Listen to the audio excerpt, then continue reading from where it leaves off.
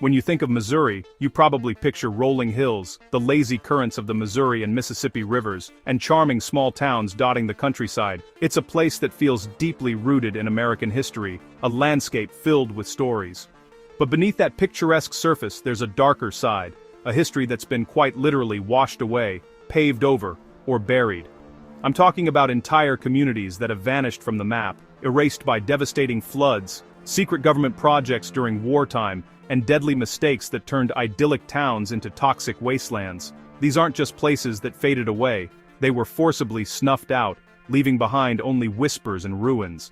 The stories of these lost towns are often strange, dark, and mysterious, and they reveal a side of Missouri's history that most people have no idea even exists. We're going to peel back the layers of time and explore the remnants of places that were once full of life, laughter, and dreams. These are communities that were sacrificed for progress, swallowed by nature's fury, or abandoned due to unseen dangers lurking right under their feet. Each one has a unique and often tragic story that deserves to be told before it's completely forgotten. In this video, we are uncovering 13 real ghost towns in Missouri that you probably don't know about. Each one is a chilling reminder of how quickly a community can disappear, and you're going to want to stick around until the end, because number 1 is a story of danger and loss that you'll never forget. It's a place that became a national headline for all the wrong reasons, a modern ghost town born from a toxic nightmare. Before we get into it, if you're a fan of the strange, dark, and mysterious delivered in story format, then you've come to the right place, so please hit that subscribe button. Alright, let's begin our journey at number 13.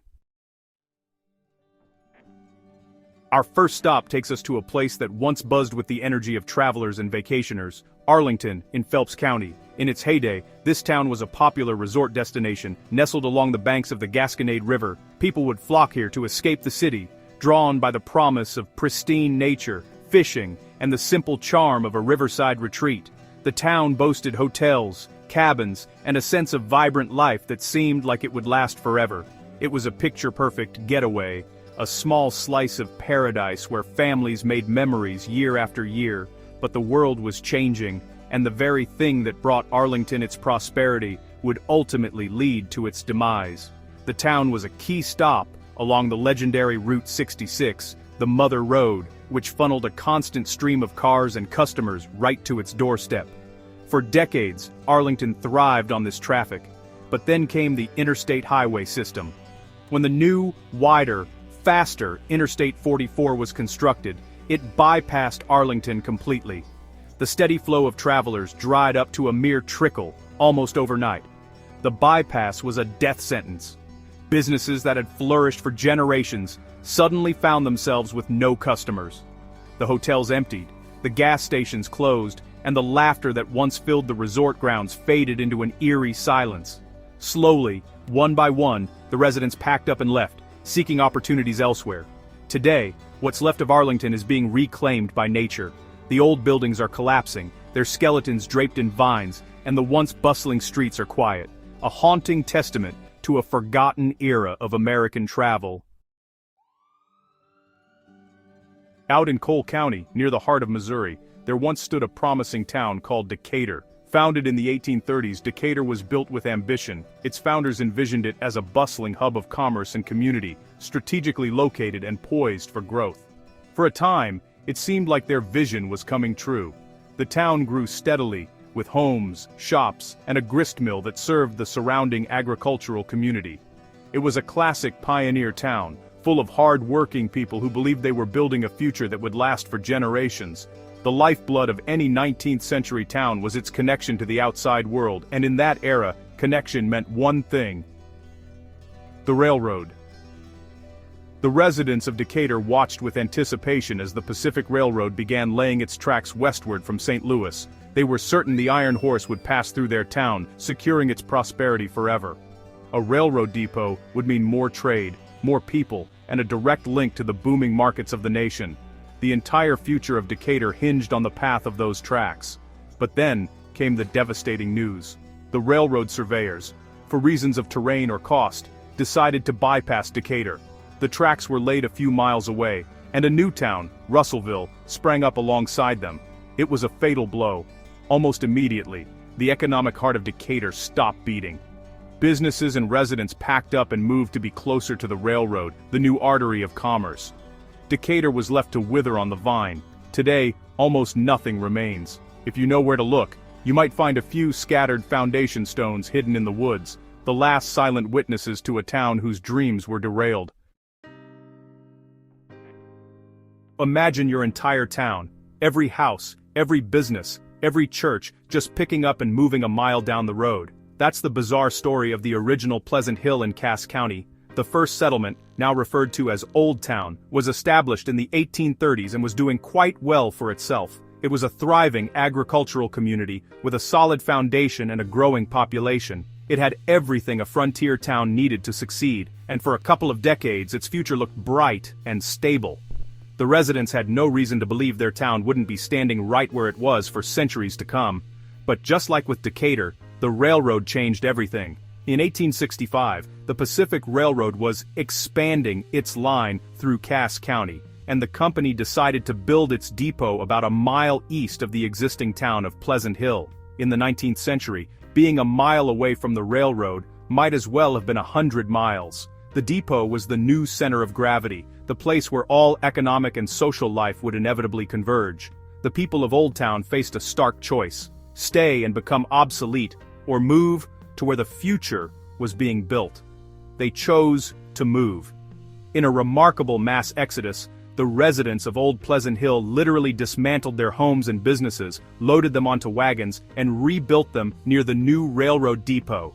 The original town site was almost completely abandoned. The streets that were once filled with wagons and pedestrians fell silent. The buildings that weren't moved were left to rot and collapse. Today, the new Pleasant Hill is a vibrant city, but the site of Old Town is little more than a field and a cemetery, a ghostly echo of a community that packed up its own existence and carried it down the road.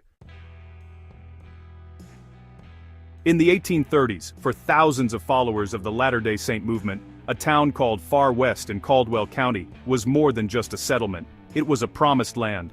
After being driven from their homes in Ohio and other parts of Missouri, they saw Far West as their Zion, a place where they could finally build a permanent, peaceful community. The town was meticulously planned, with a grid of wide streets and a central square designated for a grand temple. At its peak, Far West was a bustling frontier city, one of the largest in Missouri, with a population of nearly 5,000 residents. The Saints poured their hearts and souls into building Far West. They established farms, mills, and shops, creating a self-sufficient and thriving society. On July 4, 1838, they laid the cornerstones for their temple in a massive ceremony filled with hope and optimism for the future.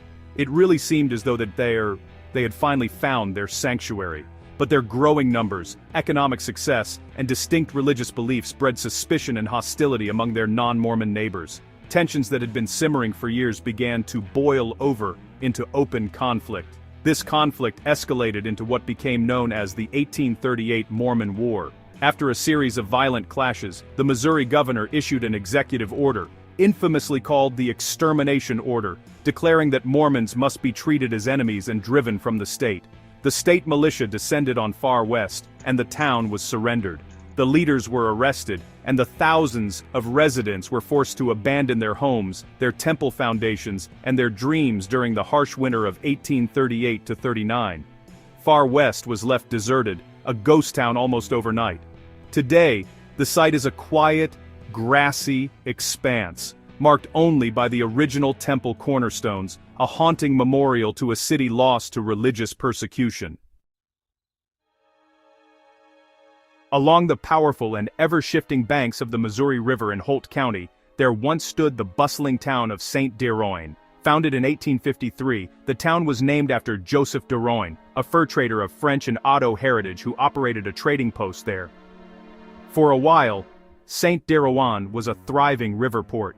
Steamboats regularly docked at its landing, loading up with hemp, tobacco, and livestock from the fertile surrounding farmland, and unloading goods and new settlers. It had a hotel, a school, a blacksmith shop, and a reputation as a lively, if sometimes rowdy, river town. But the very river that gave Saint Deroin its life was also its greatest threat. The Missouri River is a notoriously fickle beast. constantly carving new channels and changing its course. The town was built on the floodplain, and it was in a perpetual battle against the water. Floods were a regular occurrence, each one leaving behind a layer of mud and destruction. The residents would clean up, rebuild, and carry on, their resilience a testament to their determination to make a life on the river's edge. But the river was relentless. The final blows came in the early 20th century. A series of catastrophic floods inundated the town, washing away buildings and eroding the very ground it stood on. The river was literally swallowing Saint Jeroen, piece by piece. By the 1910s, it was clear the fight was lost. The last remaining residents abandoned what was left of their homes and businesses. The state eventually acquired the land, and today the former town site is part of the Big Lake State Park. All that remains is a restored one-room schoolhouse and a cemetery on higher ground, a lonely reminder of a community that was completely erased by the unforgiving power of the river. The story of Bloodland in Pulaski County is a story of sacrifice, but not one made willingly. In the early 20th century, Bloodland was a typical Ozark community. It wasn't large or wealthy, but it was home. The town centered around a lumber mill, and the people who lived there had deep roots in the rugged wooded hills. They had their own school, churches, a general store, and a post office. It was a tight-knit community where everyone knew everyone, and life moved at a slow, predictable pace. The name itself, Bloodland, sounds ominous, but for the residents, it was simply home. Then, in 1940, with the world on the brink of another global conflict, everything changed. The U.S. Army decided it needed a massive new training facility in the Midwest, and they chose the rolling hills of Pulaski County as the perfect spot. The chosen location for what would become Fort Leonard Wood encompassed over 60,000 acres of land, and right in the middle of it was the town of Bloodland, along with several other smaller communities and countless family farms. The government invoked its right of eminent domain, and the residents were told they had to leave. The families of Bloodland were given very little time to pack up their lives. They were compensated for their property, but no amount of money could replace the homes their families had lived in for generations, the land they had farmed, or the community they had built. They were forced to scatter, to find new homes and new lives elsewhere. As soon as they were gone, the army moved in. The town of Bloodland was completely demolished. The houses, the church, the school, everything was bulldozed to make way for barracks and training grounds. Today the town of Bloodland exists only in memories and old photographs. Its former location is somewhere within the vast military reservation of Fort Leonard Wood, completely erased from the map. Much like the story of Bloodland, the fate of Hamburg in St. Charles County is a stark reminder of the hidden costs of war. Hamburg was a quiet, predominantly German-American farming village nestled near the Missouri River. Founded in the 19th century, it was a peaceful, unassuming place. The community revolved around its farms, its church, and its local businesses. For generations, life in Hamburg had been defined by the rhythms of the seasons and the hard work of cultivating the fertile river bottomland. They were a self-contained community, bothering no one and content with their rural life. But in 1941, the long arm of the federal government reached into their peaceful valley. The War Department needed a location for a massive new facility to produce TNT and DNT, key components for bombs and artillery shells. They selected a 17,000-acre tract of land that included Hamburg and two other nearby towns, Howell and Tunerville. The government condemned the land, and the residents of Hamburg were given an eviction notice. They had just a few weeks to abandon the homes, farms, and businesses their families had built over nearly a century. The eviction was particularly painful for this community. Many were forced to leave behind crops in the field and livestock they couldn't move in time. They watched as their homes, their school, and their beloved church were torn down to make way for the Weldon Spring Ordnance Works. The entire landscape was transformed into a sprawling industrial complex for manufacturing explosives. After the war, the site was used for uranium processing, leaving a legacy of toxic contamination. Today the area is an interpretive center, but the town of Hamburg itself is gone forever, a community sacrificed on the altar of national defense, its memory buried beneath layers of military history and hazardous waste. We've already touched on Arlington in Phelps County, but its story is so emblematic of the ghost towns along America's most famous highway that it's worth a second look. Before the interstate, Arlington wasn't just a town, it was an experience. It was one of the original resort towns that popped up to cater to the first wave of automobile tourists. In the 1920s and 30s, driving across the country was a real adventure, and places like Arlington were essential oases. The town offered multiple hotels, including the famous Arlington Lodge, tourist cabins, gas stations, and restaurants, all catering to the weary traveler. For decades, Arlington was a landmark on Route 66. Its picturesque setting on the Gasconade River made it a popular stop for people to rest, fish, and soak in the Ozark scenery. Postcards from the era show a vibrant community, with cars lining the streets and people enjoying the riverside amenities.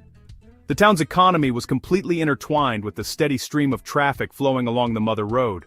It was a symbiotic relationship. Travelers needed Arlington, and Arlington needed them. This was the golden age of American road travel, and Arlington was right in the heart of it. But as we know, the construction of Interstate 44 in the 1960s was a death blow. The new highway was built on higher ground, and it bypassed the town entirely. The exit ramp that could have saved it was built miles away. The constant flow of cars, money, and life was diverted, and Arlington was left in isolation. The decline was swift and brutal. The lodges closed, the gas pumps ran dry, and the vibrant roadside community withered away. Today, exploring the ruins of Arlington is like stepping into a time capsule. Crumbling stone walls, rusted signs, and the skeletal remains of old tourist cabins are all that's left of this once thriving Route 66 icon, slowly being reclaimed by the forest. The story of Times Beach is one of the most infamous and tragic environmental disasters in American history. Founded in 1925 as a summer resort community for the working class of St. Louis, it was a place of modest homes and weekend getaways along the Merrimack River. For decades, it was a quiet, unassuming town, but it had one persistent problem: dust. The town couldn't afford to pave its 23 miles of dirt roads, and in the dry summer months, the dust was unbearable. In the early 1970s, the city hired a waste oil hauler named Russell Bliss to spray the roads to keep the dust down, a common practice at the time. What nobody in Times Beach knew was that the oil Russell Bliss was spraying was dangerously contaminated. Bliss had been paid by a chemical company to dispose of a toxic byproduct from the production of Agent Orange. This waste was laced with an incredibly potent and cancer-causing chemical dioxin. Between 1972 and 1976, Bliss sprayed over 160,000 gallons of this toxic sludge all over the town's roads. For years, children played in the streets, people breathed in the dust, and the poison silently seeped into the soil, completely undetected. The truth came out in the late 1970s and early 80s after investigations into mysterious animal deaths at several horse stables that Bliss had also sprayed. In December 1982, just as a catastrophic flood engulfed the town, the EPA announced that the soil in Times Beach was contaminated with dioxin at levels more than 100 times higher than what was considered safe. The news caused a national panic. The federal government stepped in, and in 1983, they bought out the entire town for $32 million. The 2,000 residents were permanently evacuated, and Times Beach was wiped off the map. The entire town was incinerated, and the site is now a state park built on top of the buried toxic legacy of a town that was poisoned to death. On the floodplain of the Grand River in Davis County sat the town of Pattonsburg. Like many river towns, it had a long and troubled history with water. Founded in the 1840s, the town was a resilient agricultural hub, but its location made it chronically vulnerable to flooding. The residents became accustomed to the river spilling its banks. It was just a part of life. They would clean up, rebuild, and carry on. But in 1993, they faced a flood of biblical proportions. The Great Flood of 1993 was a natural disaster that ravaged the Midwest, and Pattonsburg was right in its crosshairs. The water rose higher and faster than anyone had ever seen. The entire town was submerged under feet of muddy, churning river water. Homes were destroyed, businesses were ruined, and the town's infrastructure was completely wrecked. When the waters finally receded, the residents were left with a scene of utter devastation. The familiar landscape of their hometown was gone, replaced by a swamp of mud, debris, and shattered buildings.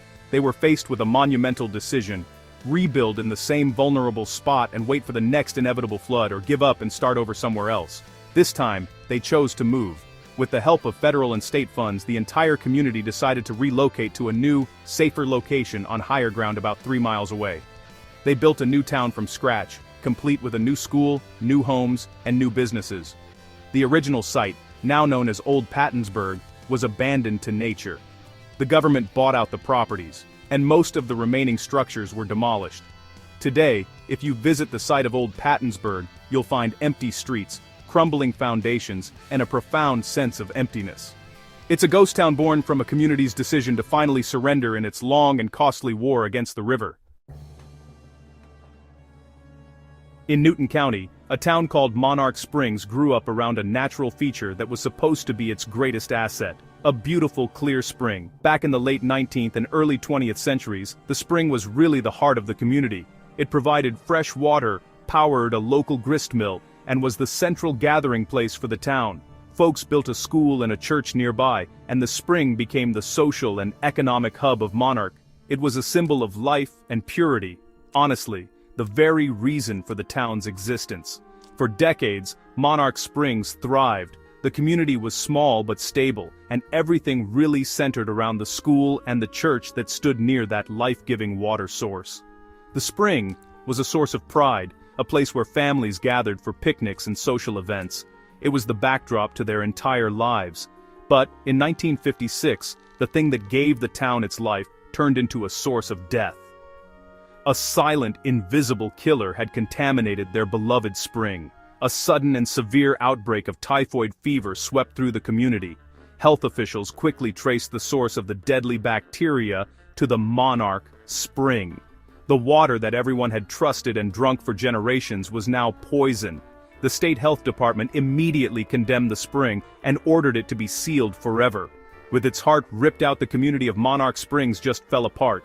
The school and church, the centers of social life, lost their reason for being and soon closed. The residents, shaken and their central bond broken, began to move away. The town simply dissolved, leaving behind only a few scattered houses and the sealed spring, a monument to a community that was fatally betrayed by its own source of life. Deep in the Ozark Hills of Taney County, along the White River and the Missouri Pacific Railroad line, there was this small, peaceful community called Melva. It was a quiet railroad town, home to the families of the men who worked on the tracks and at the local quarry. Life was simple and centered around the river, the railroad, and the small schoolhouse that served the town's children. For the folks in Melva, it really was a safe and secluded spot, a place where the dramatic troubles of the outside world seemed very far away. They had no idea that a force of nature was about to descend upon them and wipe their town off the face of the earth. On the evening of April 29, 1920, the sky turned a menacing color. A powerful and violent tornado, part of a larger storm system, tore through the Ozark Hills. It descended on the unsuspecting town of Melva with terrifying speed and force. The tornado was a direct hit. It leveled the schoolhouse, destroyed every single home, and twisted the railroad tracks into mangled ribbons of steel. The residents had almost no warning and nowhere to hide. The storm was over in minutes, but it left behind a scene of complete and utter devastation. When the sun rose the next morning, the town of Melva was gone. The community was shattered, not just physically, but emotionally. Several residents were killed, and many more were injured. Faced with the total destruction of their homes and livelihoods, the survivors saw no way to rebuild. They salvaged what little they could from the wreckage and simply left, abandoning the site forever. The railroad eventually repaired the tracks, but the town of Melva was never re-established. Today, there is virtually no trace of the community. It exists only as a ghostly memory, a testament to the horrifying power of a tornado to erase a town in the blink of an eye. Our number one spot takes us to Greene County, to the site of a town that was once nationally famous, a place whose name was known across the country, but is now almost completely lost to time: Phoenix. This wasn't just any small town. Phoenix was a major company town, built around one of the largest and most important limestone quarries in the United States. The Ash Grove White Lime Association operated the quarry, and the Phoenix brand of lime produced here was considered the best in the nation. It was used to build countless federal buildings, including parts of the United States Capitol and the White House. In its prime, Phoenix was a bustling modern town. The company built sturdy stone houses for its workers, a large general store, a school, and a church.